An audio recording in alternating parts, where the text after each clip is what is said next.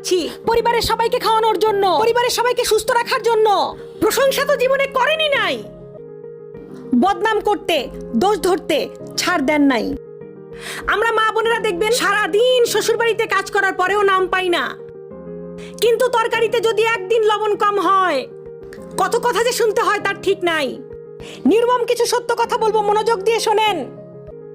নিজের টাকা দিয়ে যখন রেস্টুরেন্টে খেতে যান, খাবারও খান, টিপসও দেন, আবার বাইরে এসে স্ট্যাটাস মারেন। কয়জন আছেন ফেসবুকে স্ট্যাটাস দিয়েছেন, মা আপনাকে ধন্যবাদ, আজীবন রান্না করে খাইয়েছেন। কয়জন স্বামী আছেন স্ট্যাটাস দিয়েছেন, বউ তোমাকে ধন্যবাদ, অক্লান্ত কষ্ট সহ্য করে তুমি আমাকে রান্না করে খাওয়াইছো। কয়জন আছে? একজনও নাই। রেস্টুরেন্টে টিপস দেওয়ার বেলায় আছেন, থ্যাংক ইউ দেওয়ার বেলায় আছেন। যাদেরকে দেওয়ার দরকার তাদেরকে দেন না। বছরে একবার খান, সেখানে থ্যাংক ইউ চলে। বছরে 365 দিন খান 3 বেলা।